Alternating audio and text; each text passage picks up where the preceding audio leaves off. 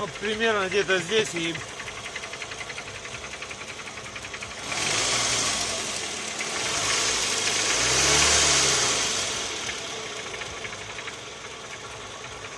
Что это за хуйня? Палец? Хуй.